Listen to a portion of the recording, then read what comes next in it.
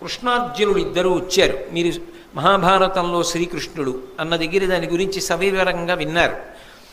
వచ్చిన తరువాత కర్ణుణ్ణి గెలిచి వచ్చాడు అర్జునుడు అనుకుని ధర్మరాజు గారు మాట్లాడటం, నేను ఇంకా గెలవలేదు అని చెప్పడం, ఆగ్రహించినటువంటి ధర్మరాజు గారు గాంధీవాన్ని కృష్ణుడికి ఇచ్చి కృష్ణుడు గెలుస్తాడన్నాం, గాంధీవం ఎవరికైనా ఇచ్చేయమని ఎవడంటాడో వాడి తల పగలగొట్టేస్తాను, వాడిని చంపేస్తానని ప్రతిజ్ఞ చేశానని చెప్పి అర్జునుడు వరలోంచి కత్తి తీయడం, ఇదెక్కడి గొడవ, శత్రువీరుల్ని చంపడం మానేసి మీలో మీరు పొడుచుకు చచ్చిపోతే ఇంకా యుద్ధం ఎవరి కోసమని కృష్ణుడు ఆపి అర్జునుణ్ణి, పెద్దవాణ్ణి అనరాని మాటలంటే చంపినట్టే. కాబట్టి ధర్మరాజు గారిని కొంతసేపు నింద చేయమంటే ధర్మరాజు గారిని అర్జునుడు నింద చేసి చంపిన దానితో సమానం అయిపోయింది. కాబట్టి ఇప్పుడు కత్తి తీసి తాను పొడి చేసుకోబోయాడు.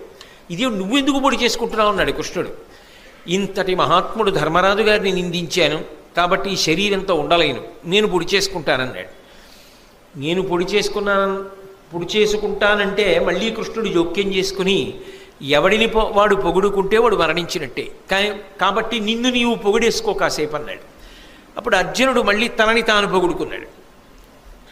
ఇద్దరూ ఉపద్రవంలోంచి గట్టున పడ్డారనుకునేసరికి ఇప్పటి వరకు అర్జునుడు నన్ను ఏదో నింద చెయ్యాలి కాసేపని నింద చేసినా అందులో సత్యం ఉంది, నా వల్ల వాళ్ళు బాధపడుతున్నారు, నేనే మాయాద్యూతంలో అనవసరంగా పాల్గొని వీళ్ళందరికీ కష్టాలు తెచ్చాను, నేను అడవికి వెళ్ళిపోయి తపస్సు చేసుకుంటాను, భీముడికి పట్టాభిషేకం చేయండి అని ధర్మరాజు గారు వెళ్ళిపోతున్నాడు. మళ్ళీ కృష్ణుడు వెళ్ళి ధర్మరాజు గారిని పట్టుకుని తీసుకొచ్చి కూర్చోబెట్టాడు. కర్ణుడు కొట్టిన దెబ్బ ధర్మరాజు గారిని శారీరకంగా మానసికంగా బాధ పెట్టి అన్ని మలుపులు తిప్పింది కథని. కృష్ణుడు ఉన్నాడు కాబట్టి నిలబడింది పాండవ శిబిరం, లేకపోతే అసలు ఏమైపోనో కర్ణుడి దెబ్బకి ఆ రోజుని. సరే, అప్పుడు ధర్మరాజు గారికి అర్జునుడు కృష్ణుడు నమస్కారం చేశారు. ఇవాళ కర్ణుణ్ణి చంపి మాత్రమే తిరిగి వస్తాం అని యుద్ధానికి బయలుదేరారు. బయలుదేరేటప్పుడు ఇందాక తిరిగి వస్తున్నప్పుడు అర్జునుడు చూసిన పరిస్థితి ఏమిటి? కర్ణుణ్ణి మధ్యందిన మార్తాండుళ్ళ ఉన్నాడు. అదే పటాటోపంతో, అదే ఆటోపంతో, అదే శౌర్యంతో, అదే పరాక్రమంతో, అదే విజృంభణంతో ఉన్నాడు. ముందు మానసికంగా అర్జునుడిలో ఒక కక్ష, ఒక పగ బాగా ప్రజ్వరిల్లితే తప్ప కర్ణుణ్ణి చంపి తీరాలనేటటువంటి ఉత్సాహం రాదు. అది కృష్ణ సారథ్యం అంటే. కాబట్టి అర్జునుడితో అన్నాడు, నీ అస్త్రశక్తి ఎంతటిదో అర్జున మరిచిపోయావా?